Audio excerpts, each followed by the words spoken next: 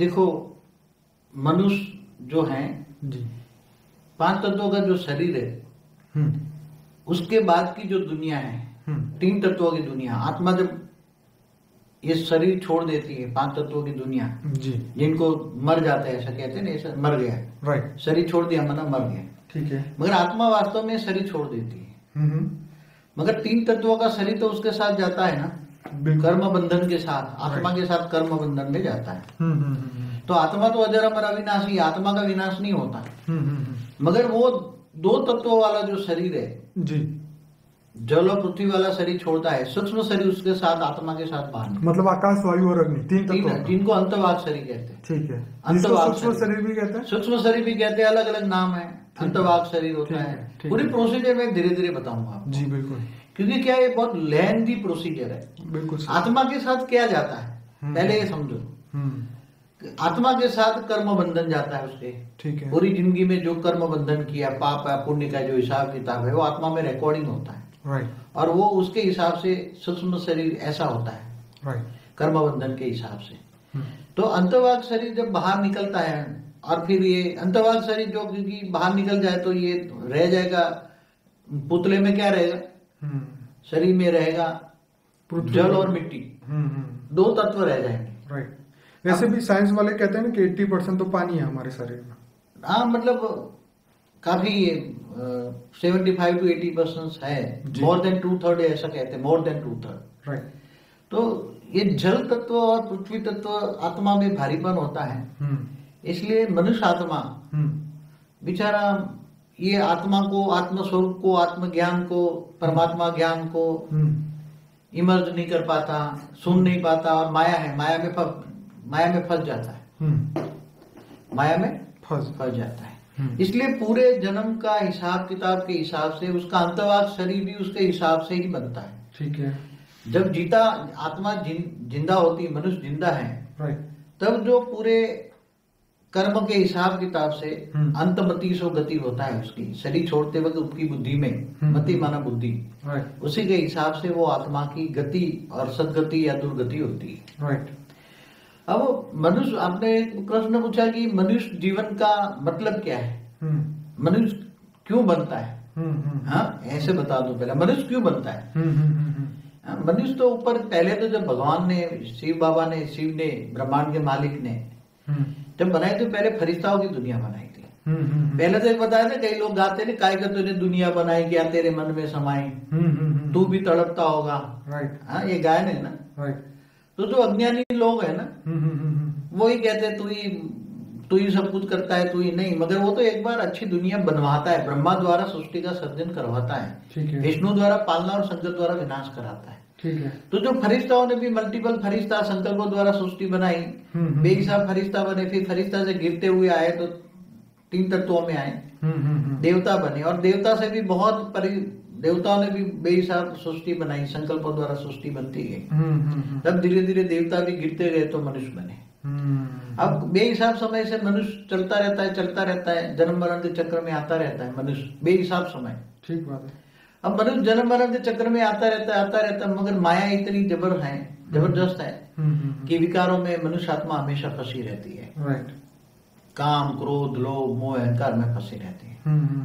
इसलिए ज्ञान नहीं होता। परमात्मा का सच्चा ज्ञान न होने के कारण आत्मा के अंदर, जो आत्मा तमो प्रधान बन चुकी है, जब आत्मा का सर्जन होता है, आत्मा का जन्म होता है, आत्मा का, शरीर का नहीं, आत्मा का जन्म होता है बेहिसाब समय पहले।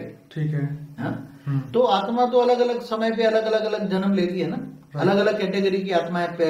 मेरे पुराने वीडियो में मैंने बोला हुआ है। तो आत्माएं जो कैटेगरी की होती है, तो अनेकों जन्म से जन्म मरण के चक्र में आती रहती है, तो माया में फंसती जाती है। तो आत्मा की शक्ति तमो प्रधान, आत्मा तमो प्रधान हो जाती है। राइट। जब आत्मा का जन्म होता है तो आत्मा सतो प्रधान होती है, फिर सतो, रजो, तमो, बीच में आती है रमो में रजो होती है। ठीक है।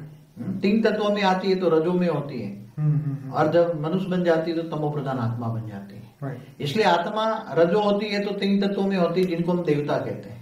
ओके। और जब आत्मा 3 तत्वों से, आत्मा में शक्ति खत्म हो जाती है तो स्वर्ग से कहते हैं नीचे उतर आता है, आप देवता पूर्ण जन्म मनुष्य बन जाता है, देवता ही मनुष्य बन जाता है ऊपर से। राइट। कहता है इंद्र ही फेंक देता है, जा तू मनुष्य बन जा, पावर खत्म हो जाती है तो। ठीक है। तो वो मनुष्य बनने का कारण है आत्मा में पावर कम होना, खत्म होना, तमो प्रधान बनना, जिसको कहेंगे आत्मा तमो प्रधान बन गई।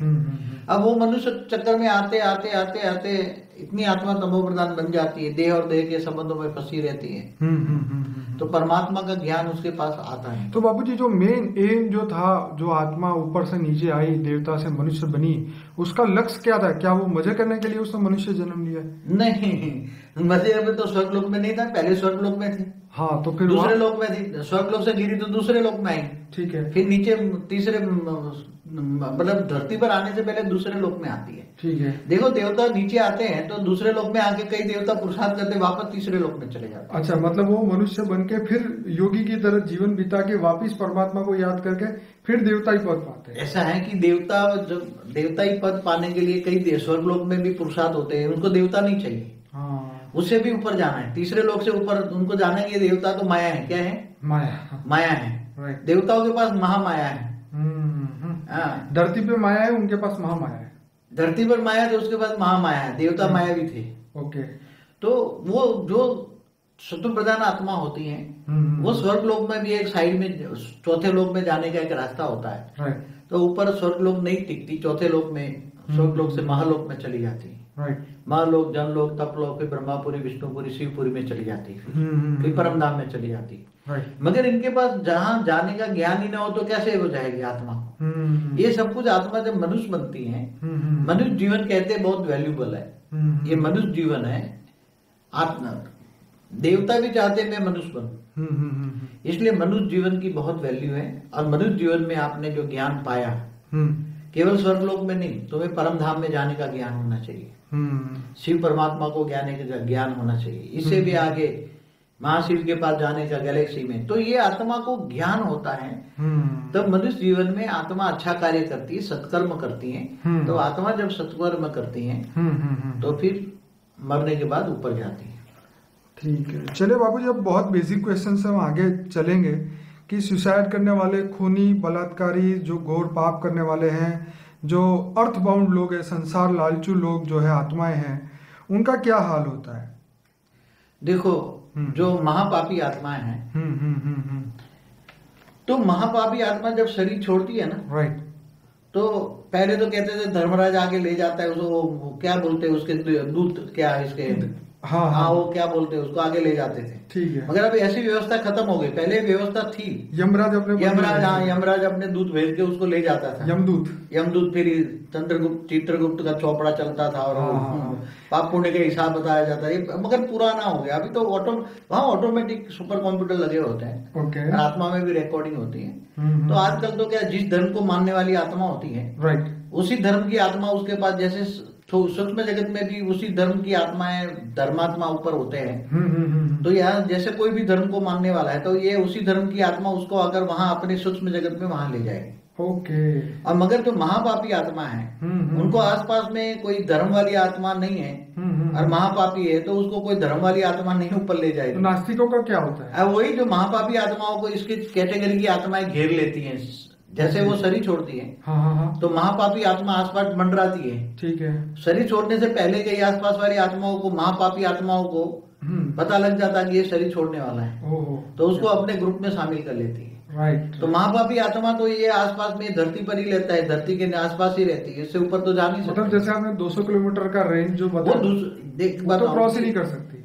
200 किलोमीटर तक ये आत्माएं तो नहीं जाती। महापापी आत्माएं तो समझो कि 20 किलोमीटर ऊपर तक नहीं जा सकती। राइट। 20 किलोमीटर, क्योंकि देखो एक नियम होता है, क्यों नहीं जा सकती इसका कारण बताओ। कोई भी आत्मा कितना ऊपर जा सकती है, इसका एक बेसिक प्रिंसिपल है। आप बताइए। आत्मा में जितनी शक्ति होती है, इतना ऊपर जा सकती है। कोई 10 किलोमीटर से जा सकती है, कोई 20 किलोमीटर, कोई 50 किलोमीटर, कोई 100 किलोमीटर, कोई 200 किलोमीटर, कोई 500 किलोमीटर, कोई 1000 किलोमीटर। राइट। तो इसका ये बेसिक प्रिंसिपल क्या है, आत्मा में शक्ति कहाँ से आती है? जो महापापी आत्मा है, महापापी आत्माओं में जो उसका 3 तत्वों का शरीर है, वो इसमें वायु तत्व बहुत भारी होता है। और जिनका वायु तत्व भारी होता है, राइट, तो वायु तत्व उसको धरती की ग्रेविटी में वायु तत्व अट्रैक्ट करता है, इसलिए ऊपर नहीं जा पाएगा। 10 किलोमीटर भी नहीं जा पाएगा। मैं तो कहता 1 किलोमीटर तक नहीं जाएगा। ऐसी महापापी आत्मा है। हाँ, जैसे आप 1 किलोमीटर भी नहीं जा पाएगा। मतलब जो वायु तत्व, जो उसके सूक्ष्म शरीर में वायु तत्व का जो शरीर है, वो उसके विचार वायु, मतलब विचार इतने भारी हो जाते हैं कि उसकी वजह से उसका सूक्ष्म शरीर चल ही नहीं सकता। जब कोई भी आत्मा का विचार तमो प्रधान होता है तो उसका वायु तत्व का शरीर, वायु और अग्नि दोनों का कॉम्बिनेशन होता है। हाँ, और उसी तरह आकाश फॉलो करता है, आकाश तत्व। राइट। तो तीनों तत्वों का शरीर बहुत भारीपन होता है। तो बाबूजी जैसे बहुत मोटा बंदा, जैसे 500 किलो का बंदा चल नहीं सकता, इसी तरह वो आत्मा के अंदर भी विचार इतने नेगेटिव आ जाते हैं कि उसका सूक्ष्म शरीर भारी हो जाता है और वो भी आगे ट्रैवल नहीं कर सकता। ज्यादा स्पीड नहीं होती, जैसे मनुष्य भारी होता है ऐसे सूक्ष्म शरीर भारी होने के कारण एक घर से मंदिर, मंदिर तक घर और आसपास में घूमती रहती है आत्मा। इससे ऊपर 1 किलोमीटर भी नहीं जा सकती, 500 मीटर भी नहीं जा सकती, आधा किलोमीटर भी नहीं जा सकती, ऊपर उड़ नहीं सकती, कहने का मतलब। तो अंत में उसकी दुर्गति होती है। वैसे तो बाबूजी सूक्ष्म शरीर का तो स्पीड बहुत होती है ना, उसकी तो मन की गति होती है, मगर वो सूक्ष्म शरीर जिनका भारी होता है वो नहीं, वो हाई अच्छी आत्मा होती है। हाँ, जिनकी आत्माओं पर कर्मों का बोझ ओछा हो, कम हो, अच्छी आत्मा है, अच्छे कर्म किए, राइट। तो आत्मा में कर्मों का बोझ कम होता है, पाप कम होता है। आत्मा पुण्यशाली कहते हैं ना, पुण्य वाली है, तो उसका सूक्ष्म शरीर भी अच्छा होता है। इसलिए वो 1 किलोमीटर 2 किलोमीटर तक जा सकती है, 5 किलोमीटर तक जा सकती है। इससे ज्यादा ऊपर जाने के लिए बहुत पुरुषार्थ करना पड़ता है। तो बाबूजी ऊपर नहीं जा सकती, लेकिन क्या जैसे अमेरिका, यहाँ से मरी हुई जो आत्मा है, मृतक आत्मा, वो अमेरिका जा सकती है कि नहीं? बहुत हाई क्वालिटी आत्मा ही ट्रैवल कर सकती है। जमीन के ऊपर भी जमीन के ऊपर भी, जमीन के ऊपर भी कई आत्मा, जैसे आपने बताया महापापी आत्मा है, घोर, जिनको पिशाच कहते हैं, भूत पिशाच कहते हैं ना, वो ज्यादा ट्रैवल नहीं कर सकते। ज्यादा ट्रैवल करने में भी उसको टाइम लगता है। ओके। जैसे ट्रैवलिंग, उसकी आत्मा की शक्ति नहीं है, तो सूक्ष्म शरीर भारी है, तो इसकी स्पीड नहीं आती, जा सकती है धीरे धीरे, मगर फिर थक लग जाएगी। इसलिए ज्यादातर ऐसी आत्माएं घर में बैठी रहती हैं, या उसके ग्रुप होता है, ऐसे तमोप्रधान आत्माओं का ग्रुप होता है। जैसे शराब के अड्डे हैं, तो मरने के बाद शराब पीने वाली आत्माएं शराब योग में अड्डे में चली जाएगी, वहां से शराब पीने वालों में प्रवेश करके शराब पिएगी। जो उल्टे काम करने वाले हैं तो उल्टे काम में जाएंगे। बाबूजी कई बार ऐसा मैंने सुना भी है, देखा भी है वीडियो में, कि कोई पेड़ के पास शराब की बोतलें चढ़ाई जाती है, कई पेड़ के पास जाके सिगरेट चढ़ाई जाती है, वहां पे ये भी लिखा होता है, मतलब लोग कहते हैं ऐसा कि यहाँ पे सिगरेट चढ़ाने से तुम्हें ये प्राप्ति होगी, इन दारू चढ़ाने से ये होगा ना। तो ये सब बातें जो है उसके बारे में, जैसे कई बार कोई झाड़ के नीचे, पेड़ के नीचे या कोई भी जगह पे एक फायदा होता है कि तुम यहाँ देसी दारू चढ़ाओ, या इंग्लिश दारू चढ़ाओ, या तंबाकू चढ़ाओ, या सिगरेट चढ़ाओ। क्यों ऐसा होता है? क्योंकि वहां कुछ ग्रुप की आत्माएं वहां रहती हैं, 100-200 ग्रुप की ऐसी आत्माएं होती है। जो मनुष्य होते हैं, वो आत्मा जब मनुष्य थी तब उसको जो आदत थी, कोई दारू की आदत थी, तो उसको दारू चढ़ाता है, तो वो 50 आत्माएं उनके पास जाकर थोड़ी हेल्प कर लेती है, मगर वो ऐसी आत्माएं थोड़ा कुछ हेल्प नहीं कर सकती। तो बापूजी ऐसी जो आत्माएं हैं जो पेड़ों पे, जिनको ये चीजें चढ़ाने से ये फायदा होगा, ये होगा, वो होगा, तो रियलिटी में जो वाकई में ये सब चीजें चढ़ाते उनको कुछ होता है फायदा? मैं समझता हूँ कि जो आत्माएं ऐसे मांगती है, जो भूत प्रेत हम कहेंगे, पिशाच, हाँ बिल्कुल, ऐसी आत्माएं जो दारू पीती हैं, सिगरेट पीती हैं, जो भी वासना है, वासना युक्त आत्माएं, क्या इसमें पावर ही नहीं है तो दूसरों को क्या हेल्प करेंगे? ये तो बाबूजी बहुत बड़ी लोगों को ये सुनने वाली बात है। लोग पागल है कि जहाँ के दारू चढ़ाते हैं, सिगरेट चढ़ाते हैं, जो जिनको तुम दे रहे हो वही भूखा बैठा, वो तुम्हें क्या देगा? पहली बात ही है। हाँ, तो जो वासना युक्त आत्मा, मतलब उसको चाहिए, ये चाहिए, ये चाहिए। मनुष्य अवतार में जो वासना रह गई है, वो अधूरी वासना, वो भूत प्रेत भर के किसी में प्रवेश करके वासना पूरी करते। मैं एग्जांपल दूं, कईयों में भूत प्रवेश करके बोलते हैं, भाई मेरे को दारू दे, मटन दे, ये खाना दे, मेरे को ये दे, तो मैं चली जाऊंगी। फिर इसको बहुत खिलाते हैं। मैंने अपनी नजरों के सामने कई आत्माओं को, जो नॉन वेज ब्राह्मण होते थे, उसमें भूत, एक जिन घुस गया ऐसे, जो मुसलमानी भूत था, तो उसने बोला कि मेरे को तो ये खाना है। क्या वो तो ब्राह्मण था, नॉन वेज खाना। हाँ, तो उसके घर वाले क्या करेंगे? तो ये जो उसको ओझा था ना, उसको निकालने वाला, अगर जब तक उसको ये खिलाओगे नहीं तो जाएगा ही नहीं। तो उसको फिर मुश्किल से नॉन वेज खिलाना पड़ा। और जब वो नॉन वेज इतना खा गया, वो पतला शुक्ला था, इतना खा गया कि उसके शरीर के बराबर का वजन का इतना खा गया।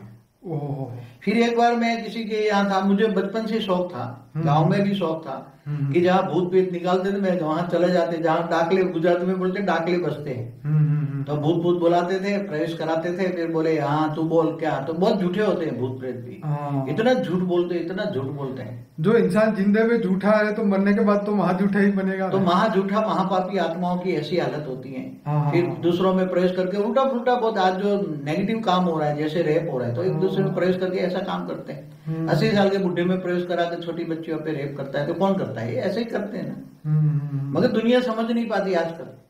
तो बाबूजी जो लोग डेथ में, जिनके एक्सीडेंट में मृत्यु होती है, उनका क्या होता है? जो मृत्यु अंतमति सो गति, अचानक मृत्यु हो जाती। मगर एक बात बताओ, एक्सीडेंट भी कौन करवाते? मैं आपको बताऊं, ये एक्सीडेंट नेचुरल नहीं होते। जैसे कर्मों के हिसाब किताब से तो ठीक है, मगर जब एक एक्सीडेंट जोन होता है जहाँ टर्निंग पॉइंट होता है, जैसे बर्मुडा ट्रायंगल है, वहां तो शिप भी खो जाती है, प्लेन भी खो जाते हैं, तो ऊपर से कुछ मिलता ही नहीं है। एक्चुअली मैं एक दिन ऊपर से देखा था, मैंने समाधि अवस्था में उसको मैंने देखा था टीवी में, ये एंगल के बारे में, क्या वो क्या बोलते हैं उसको, बर्मुडा एंगल, ट्रायंगल जो भी है।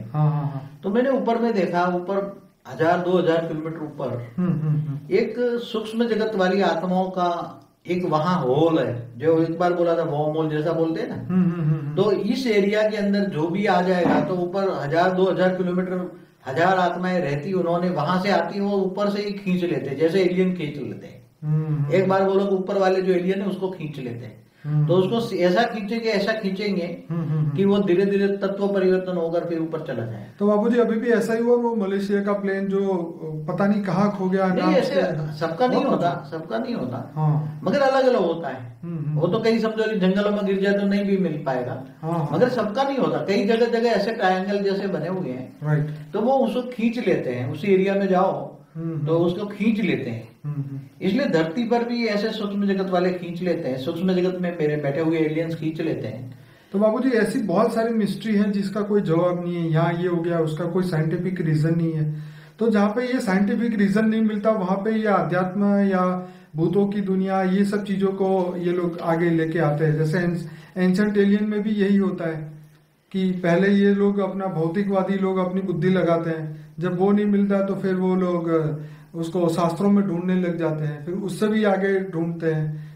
तो बात यह है कि अब बताइए कि जो लोग अपने जीवन में अच्छा काम करते हैं, जो बलिदान देते हैं, देश के लिए सेवा करते हैं, और लड़ाई में जिनकी डेथ होती है, तो उन आत्माओं का क्या होता है? देखो, जो देश प्रेमी होते हैं, देश प्रेमी को शरीर छोड़ते वक्त उसकी बुद्धि में अच्छा काम करने के लिए उसकी बुद्धि सत्व प्रदान होती है, ठीक है। इसलिए उसी ऐसी आत्माओं को जब ये शरीर छोड़ती, तो बॉर्डर पे क्या है, स्थूल मनुष्य सैनिक लड़ते, उसके साथ सूक्ष्म जगत वाले हजारों आत्माएं उनके साथ कोऑपरेट करती। आमने सामने दोनों सैन्यों में होता है। जब दोनों सैन्य लड़ते तो उसके साथ सूक्ष्म जगत वाली हजारों आत्माएं उनके साथ होती है। तो वो आत्माएं मरने के बाद वहां ही रहकर, वो सूक्ष्म जगत में रहकर वहां ही काम करती है, सूक्ष्म जगत की।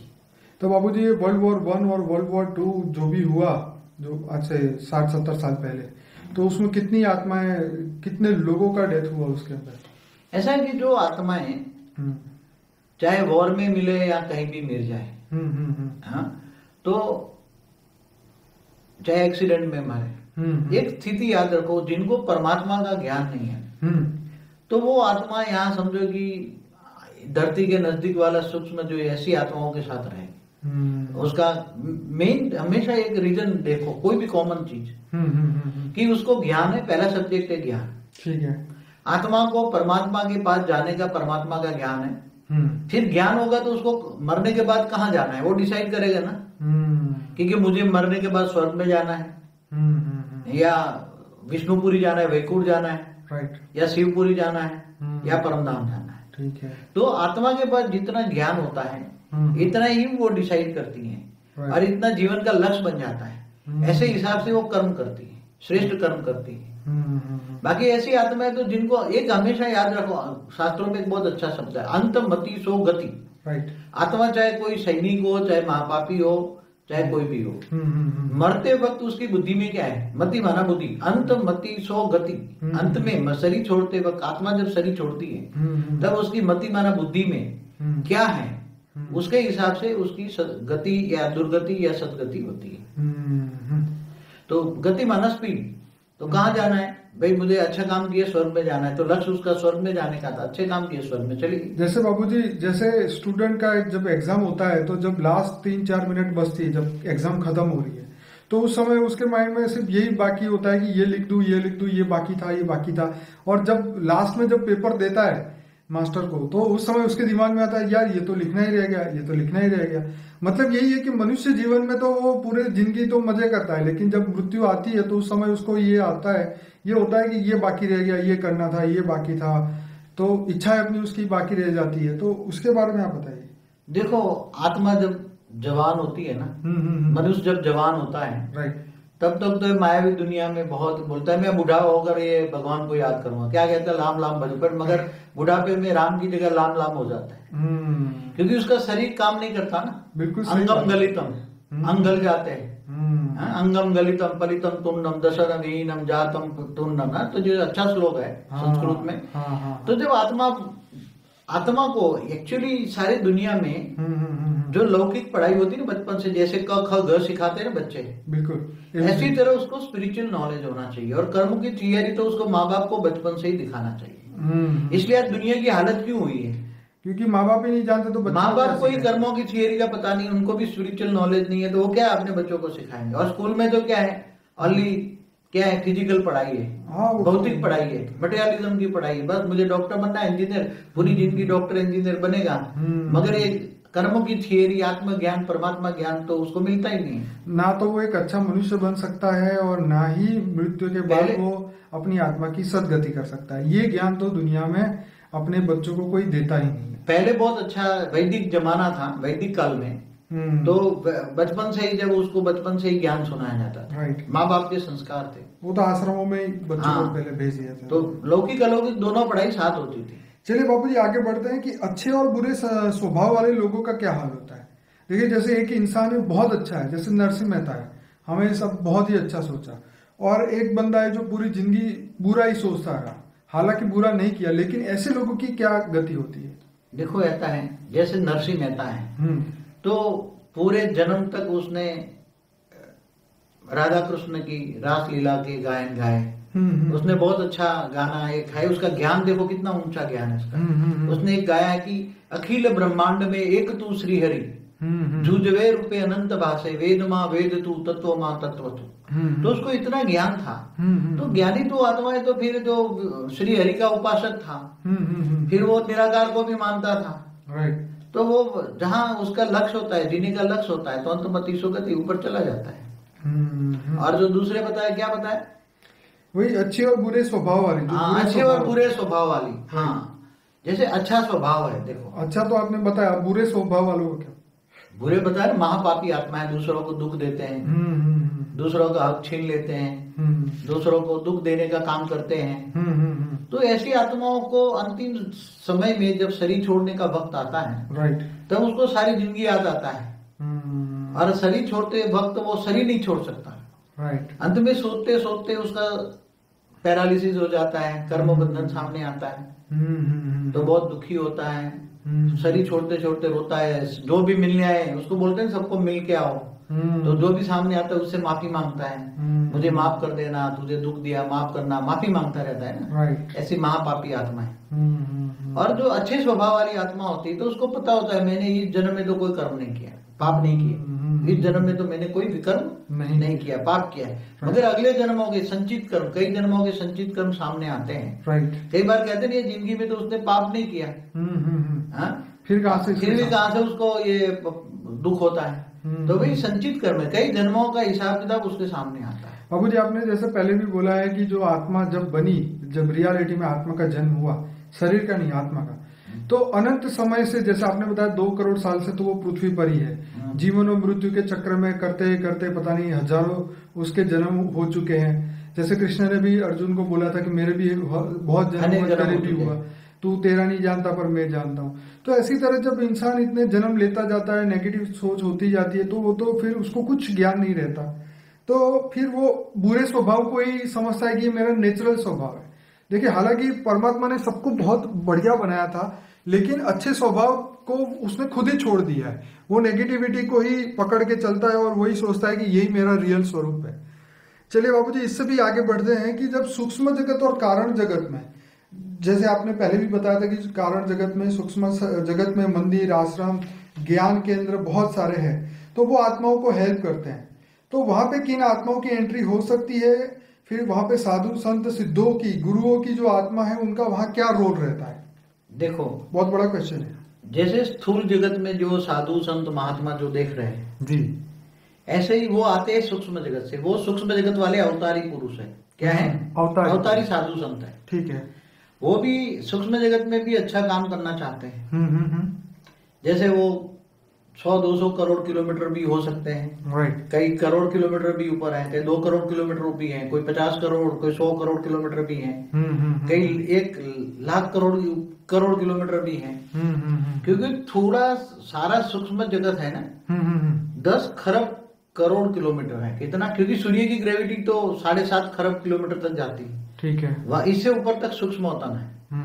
तो बेहिसाब आत्माएं, वहां जो आत्माएं रहती हैं, तो धरती पर आकर कल्याण करना चाहती हैं। धरती पर आकर इसलिए होता है कि उसको नीचे कोई आत्माएं उसकी कर्म बंधन से फंसी पड़ी हैं, तो उसका कल्याण करने के लिए धरती पर आती हैं, साधु संत बनकर अच्छा कार्य करती है। मगर अंत में ऐसे ही सूक्ष्म जगत में भी है कारण जगत। कारण जगत माना विष्णुपुरी, वहां भी बहुत अच्छी आत्माएं होती हैं। कारण जगत में महान आत्माएं होती हैं। आपका एक सेपरेट वीडियो है कारण जगत का, जिसको ज्यादा इंटरेस्ट है वो देखेगा।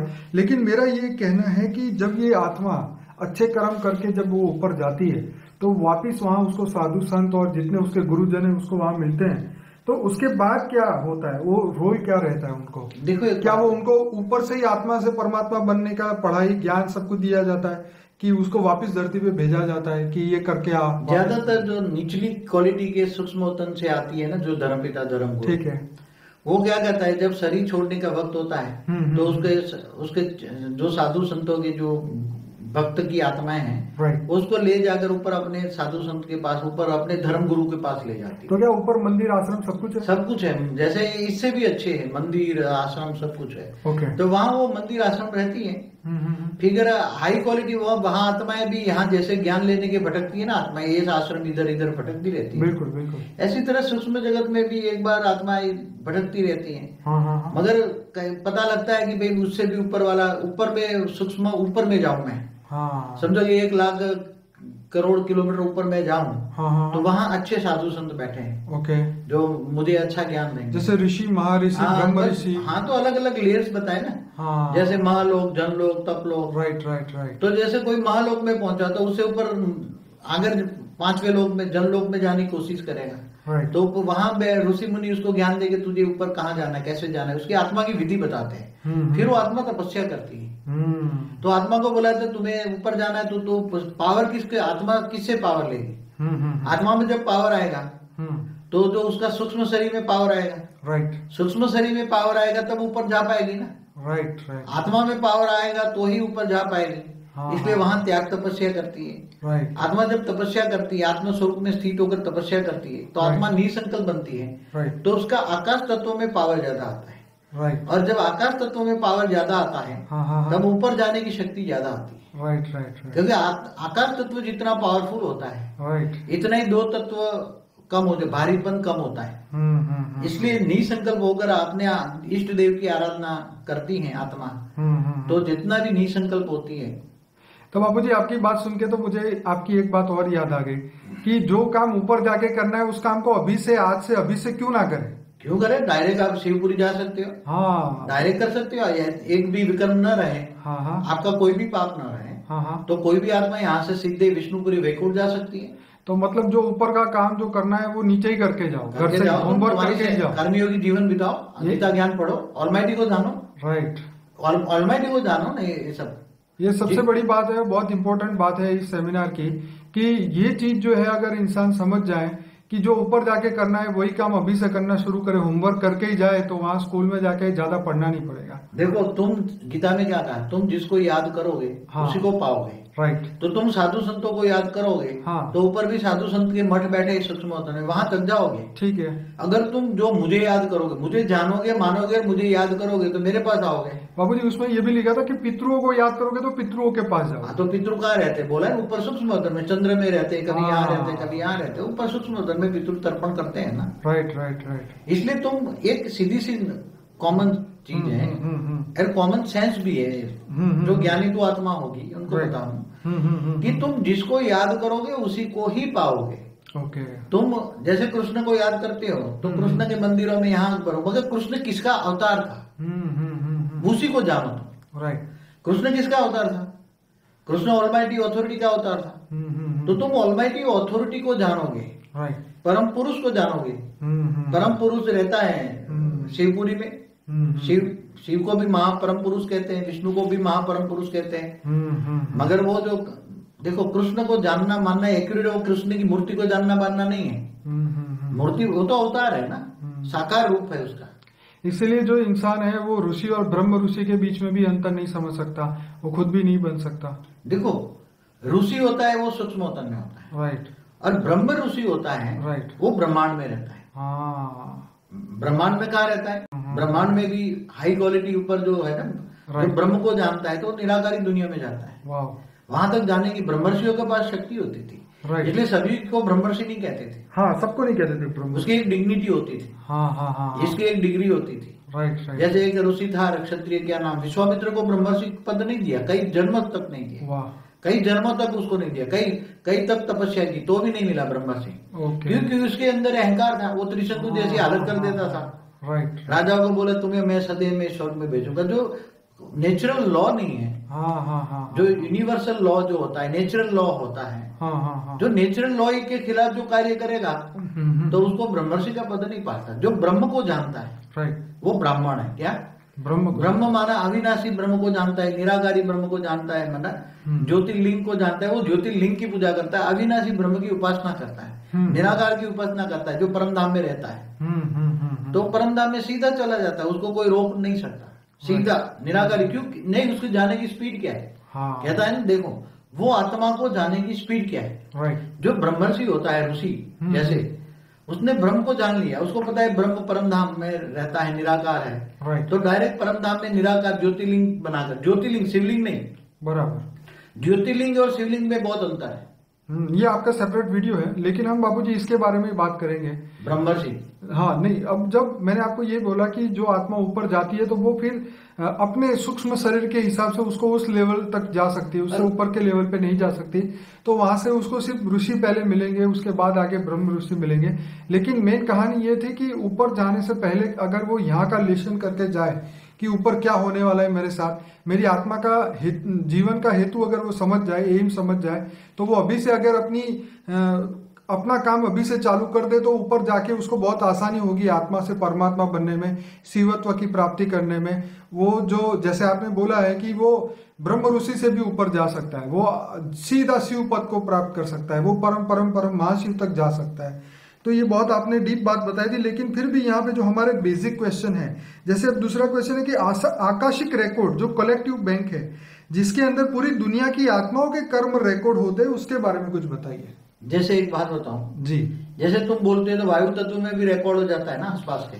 राइट। वायु तत्व के एक एक सेल में हर कोई चीज का रिकॉर्ड है, सारी दुनिया का रिकॉर्ड है। ठीक है।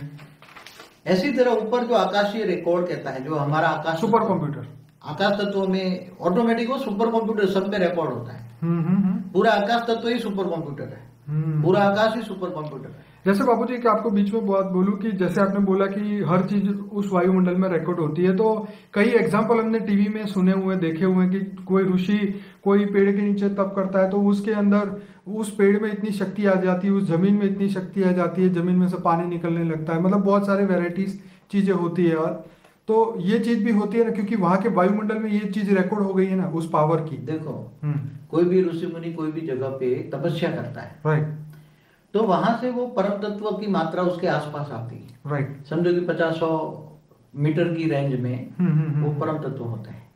तो वहां वायु भी परम तत्व का होता है, जो पेड़ होता है पेड़ के अंदर भी परम तत्व जाते हैं, वो जो जमीन होती है जमीन के अंदर भी एक कण कण में परम तत्व जाते हैं, गहराई तक परम तत्व अंदर घुसते हैं।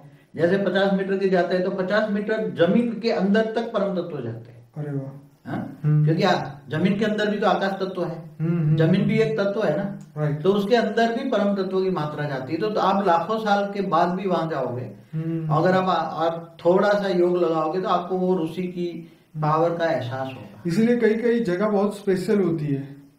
हाँ, तो मिलेगा, तो लाखों साल के बाद भी वहां परम तत्व की मात्रा रहती है। उसको हवा का झोंका आएगा तो हवा ले जाएगी, मगर जमीन के अंदर जो 50 मीटर तक जो परम तत्व है उसके अंदर वो तो रिकॉर्ड रहता है, कई लाखों साल तक रहता है। तो अगर इंसान ये सोचे कि मैं अभी यहाँ पाप कर रहा हूँ, कोई मुझे देख नहीं रहा है, तो क्या वो इस पाप से छटक जाएगा? क्या वो इससे निकल सकता है? ऊपर में सब कुछ रिकॉर्ड हो रहा है, उसका सारा रिकॉर्ड वायुमंडल में भी रिकॉर्ड हो रहा है, आकाशीय रिकॉर्ड में, सुपर कंप्यूटरों में भी रिकॉर्ड हो रहा है, और अपनी आत्मा में भी हर कहीं रिकॉर्ड हो रहा है। जैसे बाबू जी आपने एक सेशंस में ये भी कहा था कि जब इंसान पाप करता है तो सोचता है कि इसका फल तो मुझे आगे जाके मिलेगा, लेकिन आपने ये बताया था कि पाप का फल तो तुरंत ही उसके मन में दुख आ जाता है, तो उसका मन जो है वो भारी हो जाता है। तो दुख, जैसे उसने पाप किया तो तुरंत ही मन भारी हो गया। भारी होना, जैसे आपने बोला सुख और दुख पहले मन में आता है, तो दुख मतलब विकर्म किया और सामने तुरंत ही सजा मिल गई। देखो, कोई भी आत्मा पाप कर्म करती है तो उसकी आत्मा पहले महसूस करती है, उसका मन पहले महसूस करता है, उसका मन महसूस करता है कि मैंने, मन खाता है कि मैंने अच्छा कर्म तो नहीं किया, अच्छा कर्म तो नहीं किया। क्यों? कोई भी कर्म, आत्मा को इतनी तो पहचान है अच्छा क्या है बुरा क्या है, इतनी तो पहचान है। उसके मन के अंदर तो बुद्धि में जजमेंट पावर तो है। मन इतनी भले तमो प्रधान हो जाए, मगर अच्छा क्या है बुरा क्या है कर्म क्या है वो जानती है। इसलिए मन जब कर्म बुरा होता है तो मन खाता है, और जब मन खाता है तो उसका कारण शरीर में डेफिसिट होता है। तो बाबूजी ये हृदय परिवर्तन कब होता है? जैसे सम्राट अशोक ने इतना बड़ा युद्ध किया, उसके बाद में जाके उसको अक्ल आई और फिर जाके हृदय परिवर्तन हुआ। ऐसा होता है जब कोई आत्मा महापाप करती है, हजारों की लाशों देखी उसने कलिंग में, कलिंग में मना आज का उड़ीसा, उसमें बहुत बड़ा युद्ध किया, लाखों की तादाद में लाशों का ढेर देखा। तो उसके अंदर ये हुआ कि मैंने पूरी जिंदगी ये राज सत्ता पाने में लिए ही बिताई। तो केवल ये अपना मन परिवर्तन केवल अपने मन से नहीं होता, मगर उसके साथ सूक्ष्म जगत वाली अच्छी आत्माएं जो होती कर्म बंधन से, तो सूक्ष्म जगत वाली आत्माएं उसको रेत मार के इमर्ज कराती है, तू क्या कर रहा है, तू क्या कर रहा है, सोच सोच, तो वो सोचने पर मजबूत करती है सूक्ष्म जगत वाली आत्माएं। तो बापू जी उसको पहले कराना चाहिए ना, मगर उसका कर्म बंधन कराएगा पहले टूटेगा ना एहसास।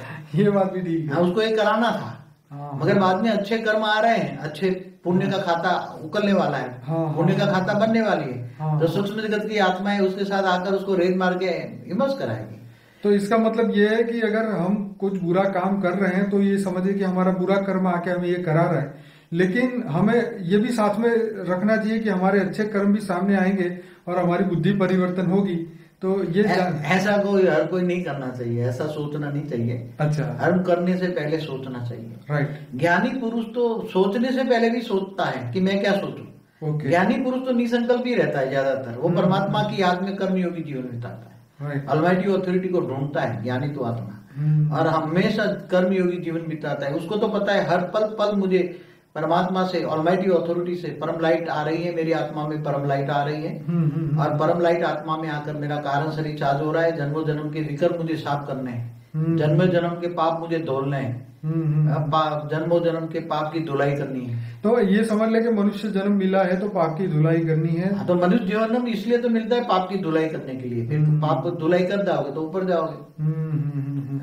चलिए बाबू जी और आगे बढ़ते हैं कि ये पुनर्जन्म क्यों होता है और उसका रीजन क्या है, किसका जन्म होता है और किसका नहीं होता, कौन डिसाइड करता है कि तू अंबानी के घर जन्म लेगा कि तू गरीब के घर जन्म लेगा, कौन डिसाइड करता है कि तू मेल बनेगा या फीमेल बनेगा, कौन सा शरीर तुझे मिलेगा, कौन डिसाइड करता है? देखो ऐसा है, पहले तो ऊपर चित्रगुप्त बैठता था, पहले बहुत जमाने में, बहुत पुरानी बात हो गई। हाँ, ये तो बहुत हमेशा परिवर्तन होता रहता है। ठीक है, मगर अभी आत्मा के अंदर हर चीज रिकॉर्ड होती है। जो आत्मा श्रेष्ठ कर्म करती हैं तो थोड़ा ऊपर सूक्ष्म जगत में जाती हैं, राइट, तो उसको वहां ही रहने वाली कई सूक्ष्म जगत की आत्माएं होती है, वो ग्रुप में रहती हैं। साधु संत भी उसको गाइडलाइन देते हैं ऊपर में सूक्ष्म जगत वाले, राइट, कि भाई तेरे पास इतना पुण्य का खाता है, इतना पाप का खाता है, तो तू यहाँ जन्म ले ले किसी गरीब के घर, तो तेरे को जल्दी विक्रम विनाश हो, क्योंकि पाप गरीब के घर जन्म लेगा, राइट, तो तेरे को दुख दर्द बहुत आएगा। दुख दर्द बहुत आएगा तो तू भगवान को ज्यादा याद करेगा, और परमात्मा को ज्यादा याद करेगा तो तेरे विक्रम विनाश कट जाएंगे। तो बाबूजी जो लोग अंधे पैदा होते हैं, बच्चे या हैंडीकैप पैदा होते हैं, वो जानबूझ के सूक्ष्म जगत वाले उसको जानबूझ के ऐसा करने का आग्रह करते हैं। वाह, वो संकल्प लेके ही ऐसा बनना चाहते हैं। कि मैं लूला लंगड़ा बनूं तो मेरे एक जन्म के अंदर कई जन्मों के पाप कट जाए, इसलिए वो ऊपर सूक्ष्म जगत वाले ऊपर बड़े बड़े ऋषि मुनि बैठे हैं, वो तो उसको गाइडलाइन देते हैं। क्योंकि तुम्हें पाप बंधन करना है, पाप से कटना है, कर्मातीत अवस्था जल्दी निकलना है, तो तू लूला लंगड़ा अंधा लूला बन जा और कर्मातीत अवस्था हो जाए। जैसे डॉक्टर के पास जाता है तो डॉक्टर तीनों ऑप्शन देता है, पहले दवाई से ठीक होना है, कि इंजेक्शन से होना है, कि फिर सीधे सर्जरी कर दे। तो जैसा कारण वैसा उसका निवारण। देखो, अगर सूक्ष्म जगत में रहकर अगर कोई पाप धुलना चाहता है तो उसमें बहुत टाइम लगता है। इसलिए क्या कहते हैं, एक जन्म तू नीचे चक्कर मार के आजा, जरा विक्रम विनाश करके आजा, लूला लंगड़ा बन के। सब लूला लंगड़ा अंधा बनेगा, सब उसको नफरत करेंगे ना। तो सबकी जो नफरत करेंगे तो उसका पाप धुलता जाएगा। तो बापूजी वो तो आके भगवान को इतनी गालियां देता है कि मुझे क्यों लूला लंगड़ा बनाया, मगर वो भूल जाता है मैं कौन हूँ। वो तो जब मनुष्य अवतार में जब धारण करता है, जब गर्भ में आत्मा आती है, तो जब पहले तो जब गर्भ में धारण करने वाली आत्मा कौन होती है, कहते हैं तो एक सूक्ष्म सेल होता है, एक सेल होता है, जिनको हम कहते हैं निराकारी आत्मा की निराकारी स्टेज, एक सेल बन के निराकारी स्टेज एक सेल बन जाती है, ठीक है, एक एटम बन जाती है। और वो जब फिर 3-4 महीने का होता है, धीरे धीरे बॉडी बनता जाता है। और फिर जब 5-6-7 महीने की आत्मा होती है तो उसको एहसास होता है। तो ये सब मगर भूल जाती है, अगले जन्म का धीरे धीरे भूल जाती है सब। बाबूजी मेरा एक क्वेश्चन सॉल्व कीजिए कि जैसे मैंने आपसे पहले सुना हुआ था कि जब वो उसकी सूक्ष्म शरीर के अंदर इतनी डेफिसिट हो जाती है, तो जैसे उसका हाथ या पैर, जैसे हैंडीकैप पैदा होने से पहले उसका सूक्ष्म शरीर ऐसा हो जाता है, और रियलिटी में जब उसको पुनः जन्म के लिए भेज दिया जाता है धरती पे, तो उसके सूक्ष्म शरीर के हिसाब से ही उसका फिर ये शरीर बनना शुरू होता है। जैसे अंधा बच्चा है तो वो उसकी सूक्ष्म शरीर में उसकी आंख पहले खराब होती है। हाँ बरोबर है, जब आत्मा महापापी होती, महाघाती होती है, हाँ, तो उसका सूक्ष्म शरीर ही ऐसा हो जाता है, उसमें डेफिसिट होती है, सूक्ष्म शरीर में डेफिसिट होती है। ओके। तो फिर ऊपर से बताते हैं कि ये डेफिसिट पूरी करनी है तो मनुष्य अवतार में जाओ और विक्रम विनाश कर, पाप धुलाई कर तुम। तो बापूजी ऐसा भी होता है कि जैसे बहुत अच्छा बंदा हो लेकिन बैठे बैठे अंधा हो जाता है, या बैठे बैठे उसको कोई प्रॉब्लम होता है, तो उस समय फिर उसका पाप का बोझ उस समय पे उसके सामने आ जाता होगा, उसका सूक्ष्म शरीर काला हो जाता होगा, ऐसा जैसे आपने बताया। ऐसा होता है। ज्यादातर स्थूल जगत के आसपास सूक्ष्म जगत वाली आत्माएं रहती हैं। ठीक है। जब कर्म बंधन सामने आता है कि कहते हैं बैठा बैठा अंधा हो गया, हाँ, तो पहले तो उसकी सूक्ष्म शरीर में डेफिसिट होती है, चाहे उसके अंदर शुगर हो, बीपी हो, ये हो, कोई ना कोई डेफिसिट होती है, राइट। तो धीरे धीरे उसका और सूक्ष्म जगत वाली आत्मा उसको रेज मार के उसको अंधा बनाना चाहती है, बना सकती है। ओके। ज्यादातर हर कोई एक मनुष्य आत्मा के साथ एक सूक्ष्म जगत वाली आत्मा होती है, कम से कम। मैं तो ये अनुभव करता हूँ। बाबूजी आपका कहना ये भी सही है। मैंने एक सुप्रीमो मास्टर करके यूट्यूब में सर्च किया था, उन्होंने भी ये कहा कि हर इंसान के पास 4 एंजल है। कम से कम एक तो होती है, 4 भी। ब्रह्मा कुमारी की वाणी में भी ये बोला है कि अंत समय में एक बंदे के साथ में 14 आत्माएं होगी। हाँ, घुसे के अंदर, हाँ, अंदर प्रवेश करेंगे भगवान को देखने के लिए। अंतिम समय जब भगवान प्रत्यक्ष होगा तब उसको देखने के लिए 14 एक शरीर में 14 भूत प्रवेश करेंगे, आत्माएं प्रवेश करेंगे। ओके बाबूजी, अभी इसको यहाँ ही रोकना चाहूंगा। हम इसका दूसरा पार्ट तैयार करेंगे जिसके अंदर बाकी के क्वेश्चन लिए जाएंगे।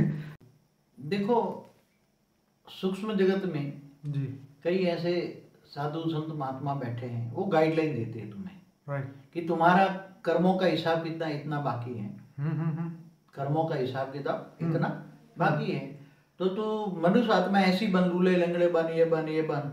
तो कोई गरीब के यहाँ जन्म लेता है और बहुत पावरफुल आत्मा है, पैसे वाली आत्मा, अच्छी स्टेज है, तो उसको बोलता है तू पैसे वाला बनना और पैसे वाला बनकर पैसा कमाकर अच्छा कार्य करना।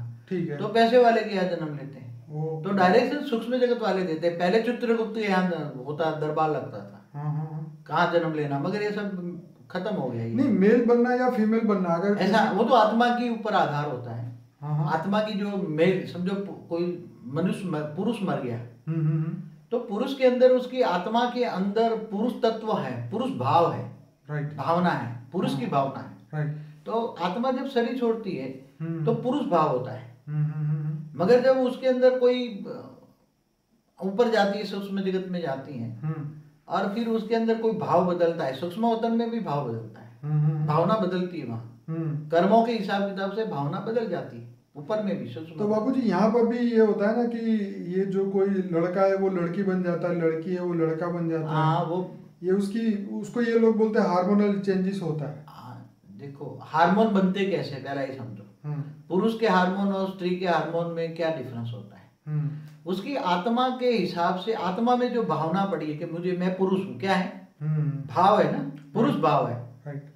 तो पुरुष भाव से उसकी बॉडी के अंदर हार्मोन्स बनते हैं, राइट। उसके सूक्ष्म शरीर, कारण शरीर से सूक्ष्म शरीर बनता है। तो सूक्ष्म शरीर में भाव पड़ा कि मैं पुरुष हूँ, तो जब आत्मा जन्म लेती तब उसके अंदर, गर्भ के अंदर ही पुरुष, स्त्री या पुरुष अंदर गर्भ में ही बनता है, तो वो अगले जन्म का भाव लेकर आती है।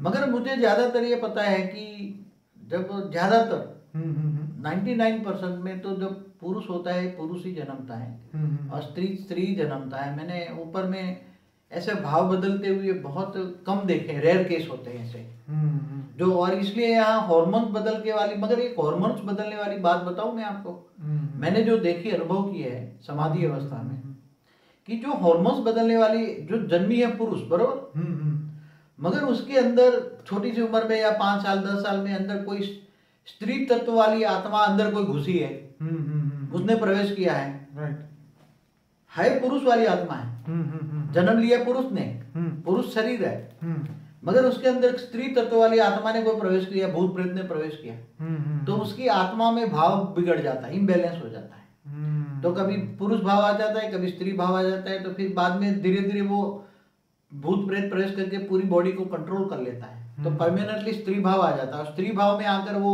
सारी ये सब चेंज कराता है सब।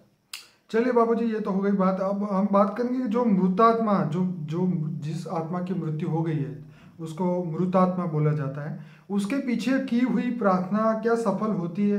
क्या पिंडदान, नारायण बलि जो आप बोलते हैं, ये सब सफल होता है उसके पीछे?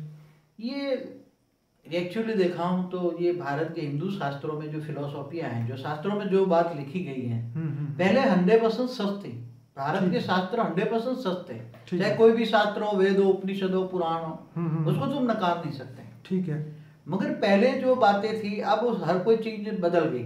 पहले आप देखो, भारत के अंदर आज से 5000 साल पहले केवल आदि मतलब हिंदू फिलोसॉफी थी, हिंदू शास्त्र को ही मानने वाले थे, मगर धीरे धीरे अनेक धर्म आए, अनेक मतांतर आते गए, और हिंदू धीरे धीरे फिलोसॉफी, जो हिंदू फिलोसॉफी है वो धीरे धीरे बहुत कम रह गई ना। तो अब जो दूसरे जो धर्म वाले, जैसे क्रिश्चियन, मुसलमान या दूसरे धर्म वाले, बौद्ध दूसरे, ये तो हिंदू फिलोसॉफी को नहीं मानते, नारायण बलि को भी नहीं मानेंगे। हाँ, वो तो उनको पता ही नहीं। नहीं, कोई भी हो, तो नारायण बलि में क्या होता है, कोई तुम्हारा पूर्वज है या कोई तुम्हारे घर में बैठा हुआ है पूर्वज, तो कहते हैं कि उसकी नारायण बलि चलाओ, तो वो गंगा के किनारे या कोई भी अच्छी नदी के किनारे जाकर वहां उसकी विधि करते हैं, और विधि करते वो आत्मा को तृप्त, अपने पूर्वज को तृप्त करने के लिए प्रोसेस होती है, विधि होती है, विधि माना प्रोसेस। पर ये क्या सफल होती है, ये एक बड़ा क्वेश्चन। एक्चुअली एक बात बताऊं, समय के हिसाब से सब कुछ बदलता जाता है। अगर वो आत्मा ने कहीं और ही जन्म ले लिया है तो कैसे उसको होगा? देखो एक बात बताऊं, नहीं, जो जिस नारायण बलि के विधि करते हैं या कहीं भी करते हैं, कोई भी प्रक्रिया की, उसके पीछे प्रार्थना भी की, मैं किसकी करते हैं पहले तो एक बात बताऊं, कि जब आत्मा शरीर छोड़ देती है तो 13वीं करते हैं। क्या करते हैं? 13वीं। उसको बोले थे तो सबको खाना खिलाया जाता है, सबको खाना खिलाते हैं, या 12वीं करते हैं तो ब्राह्मण को दान दिया जाता है, ठीक है। तो बोले उसको रास्ते में आत्मा भूखी प्यासी नहीं रहेगी, उसको खाना मिलेगा। हाँ, ब्राह्मणों को दान करो तो उसको रास्ते में मिल जाएगा, उस आत्मा को वहां मिल जाएगा। अच्छा, मतलब जो यहाँ करेंगे वो ऊपर प्राप्ति होगी, उसको मिलेगा, मतलब दूसरे जन्म में प्रोसीडिंग में मिलेगी, दूसरे जन्म में वो आत्मा जाएगी तब उसको दूसरे जन्म में मिलेगी। ओके, ये पहले करते थे। हाँ। मगर अभी जो पहले ब्राह्मणों में वो शक्ति होती थी, जब वो विधि करते थे तो वो प्रोसेस करा के उसको मिलती थी, वो आत्मा के साथ प्रोसेस में उसको शक्ति मिलती थी। तो वो एक्चुअली पहले सत्य था, ओके। जो पहले कराते थे। मगर आज जो ये कराते हैं तो 12वीं 13वीं तक तो आत्माएं आसपास में ही घूमती थी, जब विधि होती थी, प्रोसेस होती थी। तो ठीक है, 13वीं तक तो था। जब पिंडदान कराते तब आत्मा कहीं ऊपर चली जाती, कहीं दूर चली जाती। कहते 13 दिन तक तो वो जन्म नहीं लेती। आत्मा घर में ही घुसती है जब तक विधि होती, पिंडदान नहीं होता था। घर में ही रहती है, आसपास देखती है सबको। ठीक है। आसपास आत्मा देखती है, दुखी होती है, कोई रोता है तो और दुखी हो। इसलिए मरने के बाद किसको रोना नहीं चाहिए। हाँ। उसकी सदगति के लिए प्रार्थना, भगवान को प्रार्थना करनी चाहिए, वो उसकी सदगति हो। हाँ। क्योंकि तुम रोगे तो वो भी रोएगी सूक्ष्म में। ठीक बात है। इसलिए ये जो विधियां है उसके लिए बहुत गहरा सब्जेक्ट है। देखो ये जो विधि कराते हैं, नारायण बलियोग या उसकी जो आत्माओं की तृप्ति, अपने पूर्वजों की तृप्ति के लिए करते हैं, सब बहुत पहले भी शास्त्रों में लिखा है। तो बाबूजी अब इससे आगे बढ़ते हैं कि जैसे सूक्ष्म लोक के अंदर राक्षस, देवता, दानव, एंजल, फरिश्ते सब लोग अपने अपने अपने लेवल पे है। तो ये सब अभी भी काम कर रहे हैं इन आत्माओं को, जो मृतक आत्मा ऊपर जाती है, उनसे डील करने के लिए। देखो अभी आप दुनिया में देखोगे ना, तो कोई असुरों की पूजा करते हैं। हाँ बिल्कुल, रावण का भी मंदिर है श्रीलंका। रावण का भी मंदिर है, ठीक है। कोई भी असुर का भी मतलब शैतान की पूजा करते हैं, तो शैतान की शक्ति चाहिए। एक बार मैंने टीवी में देखा, ये शैतान के उपासक थे। और वो उसकी उपासना करते थे, फिर शैतानों को बुलाते थे। बुलाने की एक विधि होते हैं, वो अलग अलग विधियां हैं सब। शैतानों को बुलाते हैं और बोले मुझे शैतानों की शक्ति चाहिए, जो कहते हैं ड्रैकुला। तो क्या है, शैतानों की शक्ति है। तो ये शैतानों की जो आह्वान करते हैं, तो शैतानों ऊपर जो सूक्ष्म जगत में, जैसे वो ज्यादा ऊपर नहीं जा सकते, मगर 500,000 किलोमीटर से ज्यादा ऊपर नहीं जा, उसका साम्राज्य 500 से 1000 किलोमीटर के बीच में बहुत बड़ा साम्राज्य है शैतानों का। ओके। और वो जब शैतानों में, जब आत्माएं कोई भी प्रोसेस में ऊपर जाती है तो पहले शैतान पकड़ते हैं। इसलिए जब अच्छी आत्मा है तो सीधी 2000 किलोमीटर ऊपर में इमर्ज होती, नीचे तक नहीं इमर्ज होती। ओके। अच्छी आत्माओं को यहाँ प्रोसेस में लाते हैं, बोले नहीं तो शैतान पकड़ लेंगे, इसलिए सीधी 2000-3000 किलोमीटर ऊपर उसको इमर्ज करते हैं। ठीक है। तो ये शैतानों का साम्राज्य, जैसे स्थूल जगत में असुर भी हैं, मनुष्य भी हैं। तो बाबूजी ऊपर ऐसे पकड़ने वाले भी है, तो जैसे बचाने वाले भी तो होंगे वहाँ पे। मगर एक लेयर्स होता है, हर जगह लेयर्स में अलग अलग अच्छे भी हैं, बुरे भी हैं। जैसे धरती पर अच्छे भी हैं, बुरे भी हैं, ऐसे सूक्ष्म में भी है। मगर बहुत अच्छे ऊपर चले जाओ ना, 1000-2000 किलोमीटर के ऊपर, तो आत्माओं की स्टेज बदल जाती है। क्या बदल जाती? आत्माओं की स्टेज बदल जाती है। जैसे ऊपर चले जाओगे, जैसे धीरे धीरे ऊपर चले जाओगे, ऐसे ऐसे आत्मा निसंकल्प बनेगी।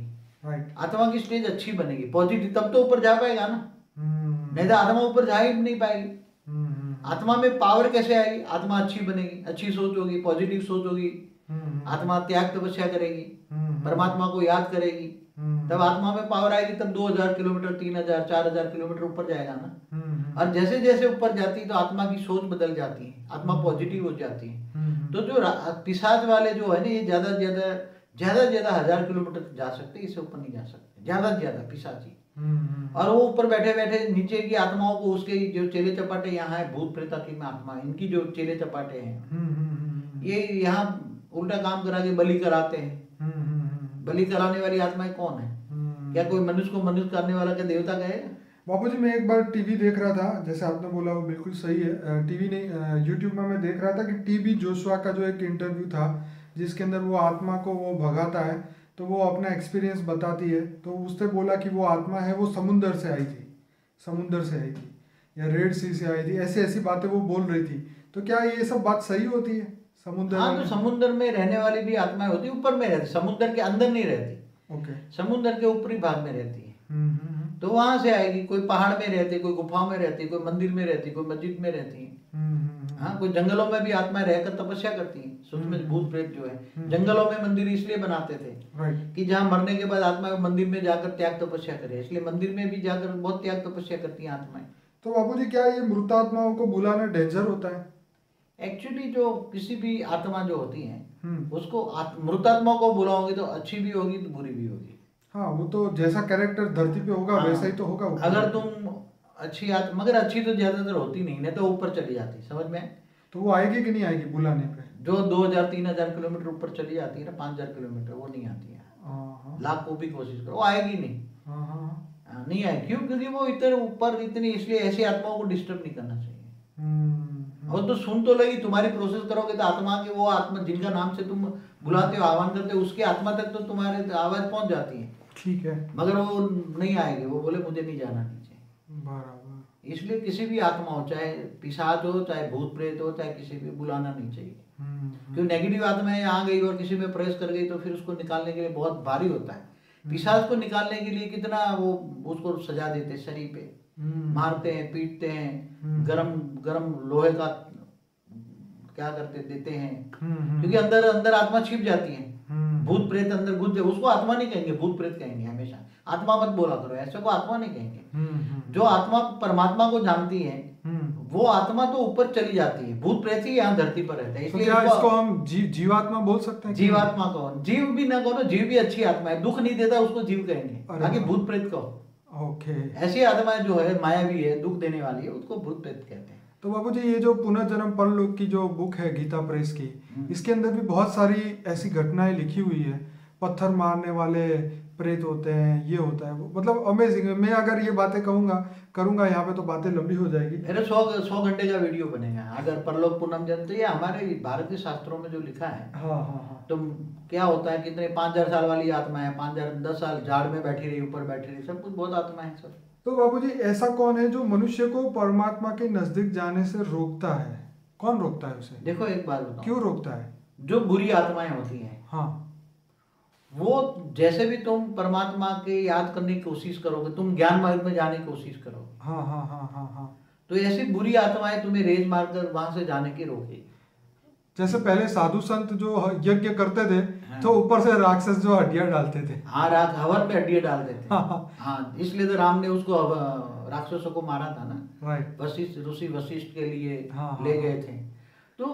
तो ये नॉर्मल लोगों का क्या हाल होता है? इनको कौन रोकता है परमात्मा की ओर जाने में? जो आत्मा बहुत पावरफुल होती है, हाँ, उसके अंदर कई जन्मों के फल के अंदर परमात्मा ज्ञान इमर्ज होता है, एक जन्म का फल से नहीं मिलता। हाँ, अनेकों जन्म से परमात्मा को पास जाने का, परमात्मा ज्ञान चाहिए, आत्मा ज्ञान चाहिए, परमात्मा ज्ञान चाहिए, अनेकों जन्म तक वो ढूंढता रहता है, तब परमात्मा ज्ञान इमर्ज होता है। जैसे आपने कहा था कि ब्रह्म ज्ञान तो कितने भाग्यशाली आत्माओं को ब्रह्म ज्ञान होता है।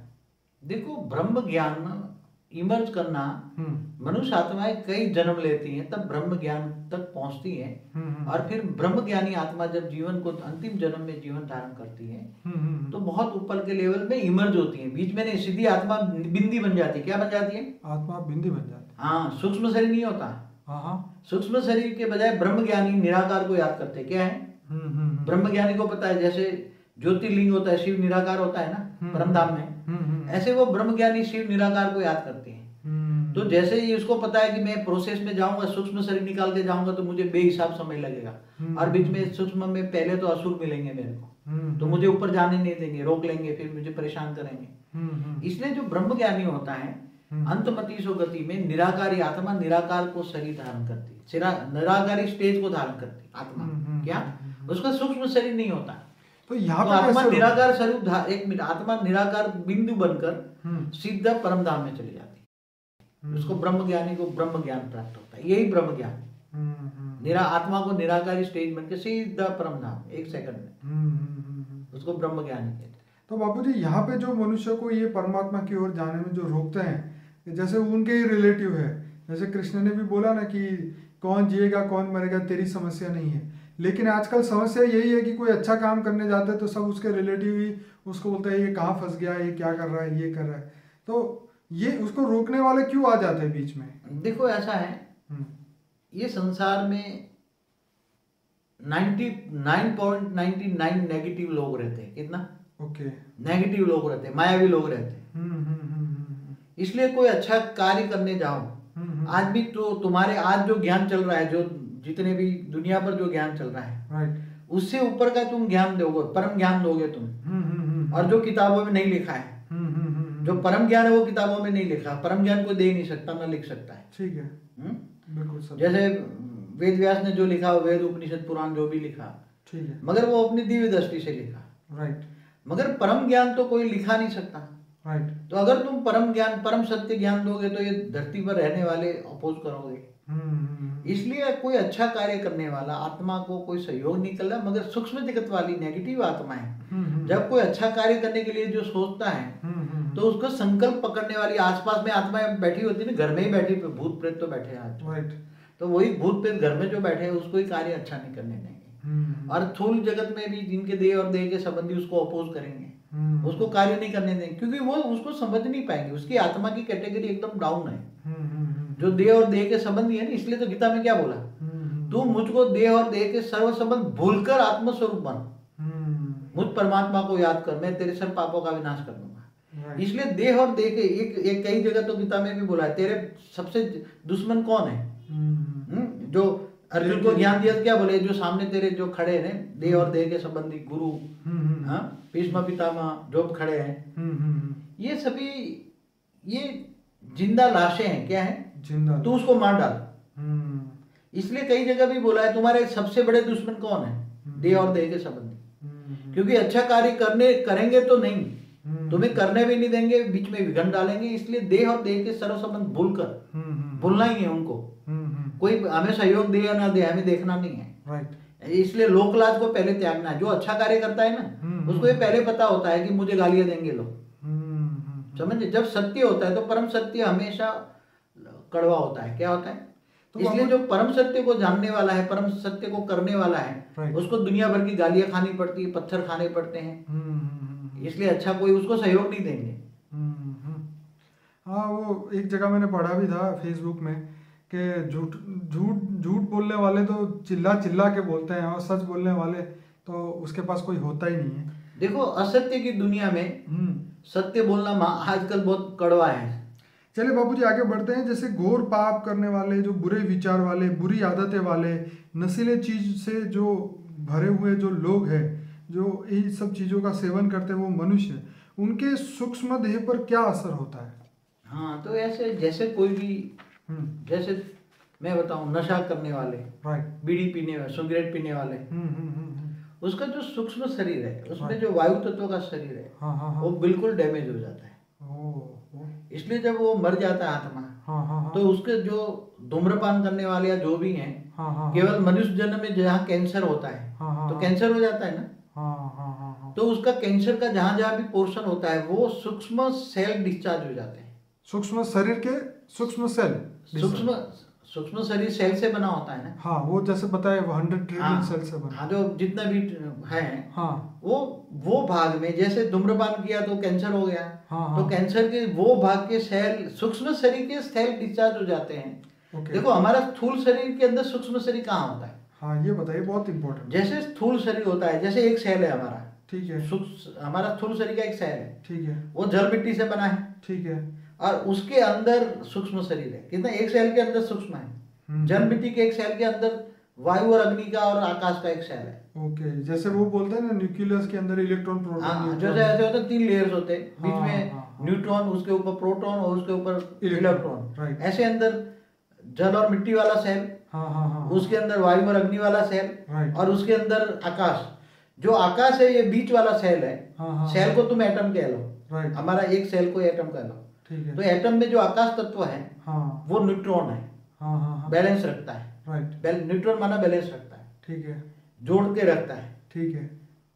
और ऊपर जो है प्रोटॉन माना वायु और अग्नि का, अग्नि तत्व का। वायु में अंदर अग्नि है, ठीक है, और थूल ऊपर जो ऊपर है इलेक्ट्रॉन, हाँ, जो वही यहाँ मिट्टी और जल का है जो। ओके ओके, तो ये कैंसर सबसे पहले सूक्ष्म शरीर करता है, सूक्ष्म शरीर को डैमेज करता है। सूक्ष्म शरीर में पहले देखो, कोई भी रोग मन में आता है, पहले बोला है, ठीक है। तो मन किसको प्रभावित करता है? कारण शरीर को। और कारण शरीर किसको प्रभावित करता है? सूक्ष्म शरीर को। ओके। और सूक्ष्म शरीर माना तुम्हारा ओरा में खराब हो जाता है, ठीक है। तो ओरा देखकर भी तुम कर सकते हो।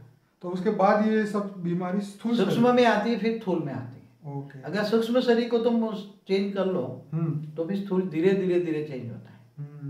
क्या रियलिटी में हो सकता है बाबूजी? क्यों नहीं होता है। कई जो शिव निराकार से पावर लो और हमेशा कर्मयोगी जीवन बिताओ, तो जो पावर आएगी निराकार से, परम प्रकाश आएगा, परम लाइट आएगी, तो उससे धीरे धीरे धीरे, मगर बहुत तपस्या करनी पड़ती है। इसके लिए विकारों पर जीत पाना पड़ता है, मन पर जीत पाना पड़ता है।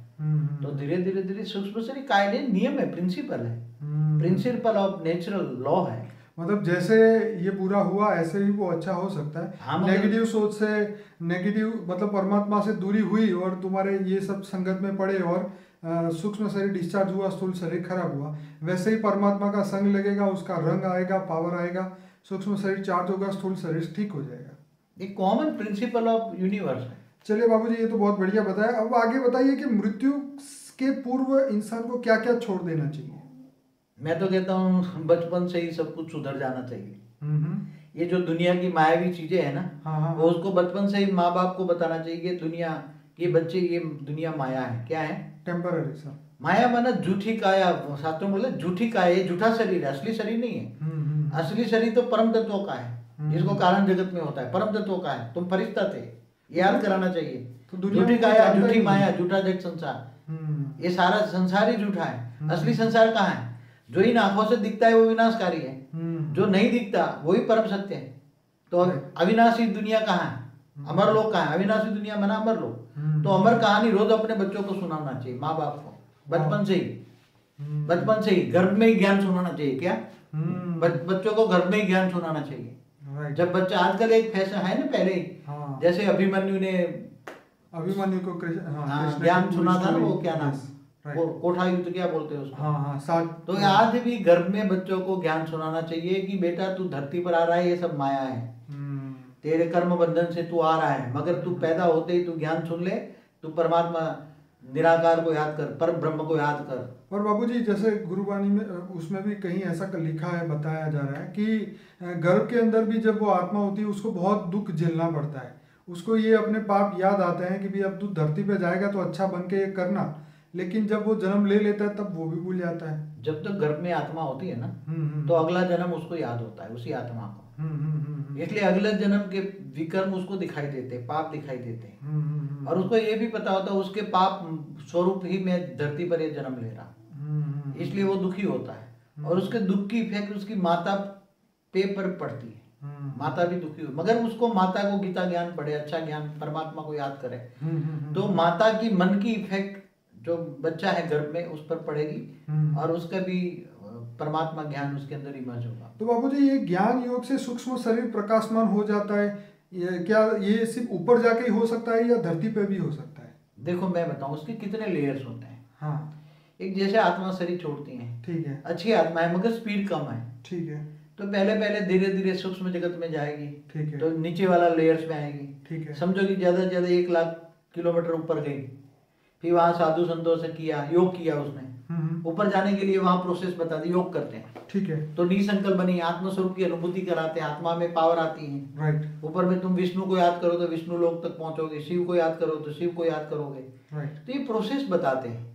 तो धीरे धीरे आत्मा ऊपर जाती है, और आत्मा जो जाती है तो धीरे धीरे सूक्ष्म जो शरीर है उसका पावर आती है। आत्मा में पावर आने से सूक्ष्म शरीर के अंदर लाइट आती है, जो अग्नि तत्व ज्यादा हो जाता है, फिर वायु तत्व कम हो जाता है। 3 तत्वों में जब आत्मा निसंकल्प बनती है तो आकाश तत्व बढ़ता है। क्या बनता है? आकाश तत्व बढ़ता है। तो ऊपर जाने की स्पीड आ जाती है। जब कभी 1 करोड़ किलोमीटर ऊपर गई, 10 करोड़ किलोमीटर ऊपर गई, स्पीड आती जाती है, ऊपर चली जाती है। ठीक है। और फिर जैसे जैसे आकाश तत्व बढ़ता है तो वायु तत्व धीरे धीरे एकदम कम हो जाता है, राइट। और उसके अंदर आकाश और अग्नि तत्व रहता है, 2 तत्वों का शरीर बन जाता है। क्या बन जाता है? वो बहुत ऊपर जाएगी, बहुत ऊपर जाएगी। ठीक है, मतलब जहाँ पे वायु का लेयर खत्म हो जाता है इस धरती का, वायु का जहाँ जहाँ लेयर्स खत्म, मगर आकाश तत्व में भी हल्की वायु तो होती है ना। हाँ, हल्की वायु होती है। हाँ, होती है। ठीक है। तो धीरे धीरे वायु आकाश तत्व रह जाएगा, उसकी बॉडी के अंदर आकाश तत्व स्पीड बढ़ जाती है, राइट। फिर जैसे जैसे आत्मा के अंदर फिर समझो कि ये 10 खरब किलोमीटर ऊपर चली गई, सूर्य की ग्रेविटी से बाहर निकल गई। ठीक है। तो उसके अंदर फिर उसकी बॉडी के अंदर, आत्मा के अंदर उसको जिसको याद करेगी उसी से पावर मिलेगी, वो शिव निराकार को याद करती है। तो सूक्ष्म जगत से वो कारण जगत में प्रवेश कर लेती है। तो कारण जगत में प्रवेश कर लेती है, तब उसके अंदर परम तत्व का शरीर होता है, राइट। उसका शरीर बदल जाता है, हर पल उसका शरीर बदलता जाता है, हर पल जितना ऊपर जाती है इतना शरीर बदलता जाता है। जैसे आत्मा की स्टेज बदलती है ऐसे उसके शरीर बदलते हैं, राइट। और आत्मा की स्टेज अच्छी होती है, आत्मा में पावर आती है, ज्ञान आता है, योग आता है, वैराग आता है, तब वो ऊपर जाती है। फिर जैसे विष्णुपुरी में गई तो कारण जगत है, तो कारण जगत में 3 तत्वों का शरीर के बजाय परम तत्वों के 3 परम तत्व, परम आकाश, परम वायु, परम अग्नि। ठीक है। और महाकारण माना शिवपुरी, वहाँ 100% परम तत्व है। फिर आत्मा निराकारी बन जाती, शरीर दोनों शरीर चला जाता है, आत्मा निराकार बन जाती है, परम धाम में चली जाती है, तो जीव से शिव बन गया वो। और शिव को भी ज्ञान होता है, ज्ञान स्वरूपम, ब्रह्म को पूरा ज्ञान होता है, ब्रह्म ज्ञानी बन गया पूरा, और शिव स्वरूप बन गया। जीव से शिव बनता है तो परम धाम में उसके अंदर शिव समान कैटेगरी होती है, और फिर उसको ज्ञान होता है कि उसका भी क्रिएटर महाशिव है, तो महाशिव की जाने के लिए उसकी प्रोसेस में आता है। तो निराकारी स्टेज में कई ग्रुप में कई निराकारी आत्माएं मिलकर एक पावर का गोला बनाकर उसमें महाशिव के पास चली जाती, गैलेक्सी के बीच में जहाँ महाशिव रहता है सेंटर पॉइंट में। फिर तो वो ये शिव से महाशिव बन गए। ऐसी तरह महाशिव के पास बहुत पावर लेती, फिर ज्ञान आता है कि उसके से परम महाशिव भी है, तो इस यूनिवर्स के सेंटर पॉइंट में परम महाशिव रहता था, वहां भी जाती, भी ट्रैवल में आ जाती आत्मा। तो मुझे ये जर्नी आप जो बता रहे हैं वो आफ्टर डेथ की बात है क्या? ये अभी मनुष्य अभी से कर सकता है क्या इस जीवन में? मैं बताऊं, हाँ, आत्मा के पास इतनी शक्ति है, अगर चाहे तो मनुष्य एक कर्म बंधन से छोड़कर आत्मस्वरूप में स्थित होकर रोज 8 घंटा आत्मस्वरूप में स्थित होकर प्रोसेस में आए, शिव निराकार से पावर भी ले, या महाशिव से ले, या परम, अगर मगर डायरेक्ट ऑलमाइटी अथॉरिटी से ले, कई मल्टीवर्स का मालिक परम उच्च परम धाम में निराकार है, उससे डायरेक्ट पावर ले, और ये भाव रखे कि मैं तुम्हारा ग्रेट ग्रेट ग्रैंड चाइल्ड हूँ, क्या हूँ, ये भाव रखे, अंदर भाव आना जरूरी है। बिल्कुल। तुम्हारा क्या रिलेशन है, रिलेशन के हिसाब से भाव आएगा कि तुम्हारा वो great great great grand father है, क्या है, तुम मेरे ग्रेट ग्रेट ग्रैंड फादर हो, तुम उच्च परम धाम में रहते हो, तुम पावर हाउस हो, मुझे थोड़ा सा पावर दे दो, तो उसकी आत्मा में धीरे धीरे पावर आती जाएगी, और कर्मयोगी जीवन बिताए तो यही जन्म के अंदर सीधा ये उच्च परम धाम में भी जा सकती। कितना उच्च परम धाम कितना दूर है, मतलब आफ्टर जर्नी के जगह पहले बिफोर जर्नी सीधे। गीता में इसलिए तो बोला है, तुम मुझे याद कर तो मैं तुम सीधे मेरे पास चले आओ, सीधे, बीच में कोई इंटरप्ट नहीं करेगा। वाह, ये तो बहुत वंडरफुल बात है। क्या बोला है गीता में, तुम मुझे याद कर, तुम सीधे मेरे पास चले आओगे, उच्च पद पाओगे, परम धाम, उच्च परम धाम। वो तो क्योंकि कृष्ण को ज्ञान देने वाला ऑलमाइटी अथॉरिटी था, वो उच्च परम धाम का, केवल परम धाम नहीं, महापरम धाम नहीं, उच्च परम धाम का वासी। तो मतलब हम यहाँ पर मनुष्य होते हुए भी हम अपना सूक्ष्म शरीर को प्रकाशमान कर सकते हैं। हाँ, तो सूक्ष्म शरीर तो कारण जगत में जाओ तो आत्मा में हजारों सूर्य की रोशनी आती, आत्मस्वरूप, क्योंकि ये तुम्हारे विघ्न जो है ना कर्मों का हिसाब किताब खत्म हो जाता है। तो आत्मा जब अविनाशी बन जाती है, जब ब्रह्म स्वरूप बन जाती है, तो उसमें करोड़ों सूर्य की रोशनी होती है। तो बाबूजी इसी के साथ एक और भी क्वेश्चन था, इससे कनेक्टेड था, क्या परमात्मा लोगों की प्रार्थना भी सुनता है? डायरेक्ट परमात्मा किसकी सुने, तुम्हारी आवाज कैसे जाएगी, तुम क्या लाउड स्पीकर लगाने से सुनेगा? आजकल तो लोग यही समझते हैं, इसलिए मंदिर मस्जिद हर जगह पे। मगर एक तो तुम जिसको ज्ञान जानते हो, जैसे कोई शिव निराकार को तो जानता ही नहीं है, बहुत कम लोग जानते हैं अविनाशी ब्रह्म को, ठीक है। कई लोग तो बस परम प्रकाश की उपासना करते हैं, मगर उसके साथ तुम्हारा क्या रिलेशन है वो पता नहीं है ना। जब तक तुम्हारा रिलेशन नहीं पता है तब तुम्हारी आत्मा में वो भाव नहीं आता, और जब आत्मा में भाव नहीं आता तब तक वो प्यार नहीं आता, राइट। और जब कि तुम्हारा परम पिता है, वो उसके गुण नहीं जानते, वो दया का सागर है, प्यार का सागर है, ये सब, तो उसके गुण भी धीरे धीरे आएंगे, मनुष्य आत्मा में धीरे धीरे गुण आएंगे। तो वो स्टेज को लाना, ज्ञान समझना, ये सब बहुत बड़ी बात होती है। तो परमात्मा प्रार्थना तो सुनता ही है, भले पूरी ना करे, सुनता तो होगा। ऊपर वाले पास तो सबकी प्रार्थना जाती है, क्या ऊपर में नहीं बैठा है क्या? है तो सही ना, वेटिंग लिस्ट होगा। मगर एक मैंने कोई साधु संत को बोला था, बहुत बड़ा बड़ा बड़ा बड़ा मेला लगा के लाखों 35 लाख की मेदनी में, बोला कि ऊपर परमात्मा नहीं है, परमात्मा तुम्हारे दिलों में है। कितना गंदा झूठ बोल रहा है। एक बहुत बड़ा जो नामांकित साधु है, जिसको मैं नाम नहीं देना चाहूंगा, मगर अभी मैंने सुना टीवी में 35 लाख के सामने कहता है क्या कि परमात्मा ऊपर नहीं है, परमात्मा तुम्हारे दिल में। अरे तुम्हारे दिल में तो पाप भरा है, कहाँ परमात्मा पापी है क्या? कितना झूठ बोलते हैं लोग। क्या पापी? ये तो पापियों का भी पापी, साधु नहीं हुआ तो पापी हुआ। चलिए, लोगों को मिसगाइड पे ले जाता है। बोलो, हर एक की अपनी दृष्टि है, जैसे क्या लोग उल्टे रास्ते पर ले जाते हैं। बोले तुम्हारे दिलों में, दिल तो पापी है, दिल में तुम्हारे, अरे कहता आत्मा में, ये कहता है कि तुम्हारा आत्मा परमात्मा का अंश है, ये देता, ये ज्ञान देता। क्या ज्ञान देता? हाँ, ये ठीक है। नहीं, साधु संतों को भी ये कहना चाहिए कि तुम परमात्मा के अंश हो, ये बात तक ठीक है, ठीक है, मगर तुम्हारी आत्मा मैली हो गई है। क्या हो गई? आत्मा मैली हो, ये समझाना चाहिए। मगर तुम परमात्मा ऊपर में नहीं है, कोई नहीं है ऊपर में, ऊपर में परमात्मा कोई है ही नहीं, ऐसा बोलता है। तो ये तो गलत है ना। और तुम्हारे दिलों में परमात्मा है। अरे दिल तुम्हारा परमात्मा है, अरे आत्मा भी कहता ना तो हम तो भी मानते हैं, मगर कितना लोगों को मिसगाइड करते हैं। मेरे को दुख होता है, दुनिया को मिसगाइड करने वाले यही है सब। चलिए, जिस दिन आपका वीडियो देखेंगे सब अक्ल अपने आप ही तो अपने आप ही आएंगे ऐसे। फिलहाल अब हम आगे बढ़ेंगे कि हम ये जानना चाहेंगे कि बाबूजी ये पागल और आधा पागल क्यों जन्म लेता है। शायद उसका जवाब आपने दे भी दिया है, तो इसके ऊपर ज़्यादा हम चर्चा नहीं करेंगे, क्योंकि अब समझ आ गई है कि अगर आधा पागल या पागल से जन्म लेगा तो उसके पाप जल्दी कट जाएंगे। तो अब उसका हम ये सोचते हैं कि ये रियलिटी में स्वर्ग और नर्क है। क्यों? स्वर्ग ऊपर है, देवता ऊपर रहते थे, है। तीसरा लोग है, इससे ऊपर भी ब्रह्मापुरी भी है, विष्णुपुरी भी है, शिवपुरी भी है, परमधाम भी है, सब कुछ है ऊपर। ओके, तो ये लोभी और लालची जो लोग हैं तो वो क्या इसी लोक में रह जाते हैं? भूत प्रेत बनकर इसी लोक में रहेंगे, पापियों की लिस्ट वाले। बार बार बताया मैंने। चलिए, जैसे बाबूजी आप कह रहे हैं कि आत्मा परमात्मा बन सकती है, जैसे मनुष्य चीनी को खाए बिना अनुभव नहीं कर सकता, वैसे ही परमात्मा की दिव्य चेतना में विलीन हुए बिना उसका वो अनुभव नहीं कर सकता। ये बात भी सही है। अब मेरा बहुत इंपॉर्टेंट क्वेश्चन आ रहा है कि सूक्ष्म शरीर में ही सुख दुख होता है? एक्चुअली होता है कि सूक्ष्म शरीर के अंदर एक कारण शरीर होता है, ठीक है, जिसको मैं कहता हूँ यहाँ मनुष्य आत्माओं में आकाश तत्व का रिकॉर्डिंग होता है। कारण शरीर आकाश तत्व का रिकॉर्डिंग है। सूक्ष्म शरीर के अंदर जो आकाश तत्व का जो रिकॉर्डिंग है उसको मैं कारण शरीर कहता हूँ। तो आकाश तत्व में जैसे कहते हैं ना आकाशीय रिकॉर्ड, तो सारे कर्मों का हिसाब किताब आकाश तत्व माना कारण शरीर में रिकॉर्ड होता है। देखिए बाबूजी, इस प्रश्न से कनेक्टेड एक और प्रश्न आगे था कि जैसे ऑपरेशन के समय पे एनेस्थीसिया का इंजेक्शन दिया जाता है, उसको बेहोश किया जाता है, तो कहते हैं कि उस समय स्थूल शरीर में से सूक्ष्म शरीर अलग हो जाता है, इसलिए उसके ऊपर कुछ भी सर्जरी में कोई भी होता है तो उसको दुख नहीं लगता। देखो ऐसा है, आप उसके ऊपर जरा डिटेल में समझाइए। ये जो बेहोश करने वाली दवाई ज्यादा लग जाए जी, कभी कभी रेयर केस में, तो वो सूक्ष्म शरीर है ना, अंदर रह नहीं सकता। ठीक है, स्थूल शरीर के अंदर बेहोश करने वाली शक्ति ज्यादा आ जाए तो सूक्ष्म शरीर रेयर केस में होता है, बहुत बहुत रेयर केस में। ठीक है, तो सूक्ष्म शरीर बाहर निकलता है, फिर सब देखता है, कभी कभी ऊपर भी चला जाता है। क्या ये बात सही है? सही है।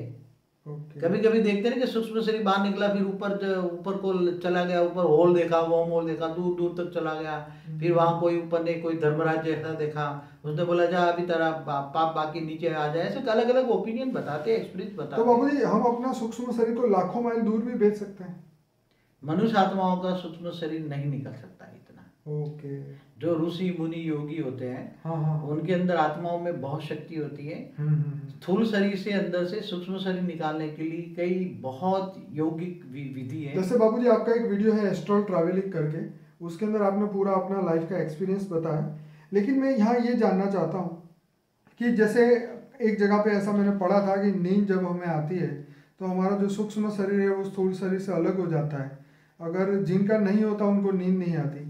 और क्या ये सब सच है? ये सब बातें, ये सब कोरी बकवास है। क्योंकि जब आत्मा सो जाती है, जब मनुष्य सो जाता है तो उसमें उसका स्थूल शरीर जैसे काम करने का बंद करता है ना, राइट, तो उसका सूक्ष्म शरीर भी अंदर ही सो जाता है, निष्क्रिय हो जाता है। ओके, जैसे स्थूल शरीर को थकावट लग जाती है तो आराम चाहिए ना, ऐसी तरह स्थूल शरीर थक जाता है तो सूक्ष्म शरीर भी थकावट जाता है, तो सूक्ष्म शरीर वो सो जाता है।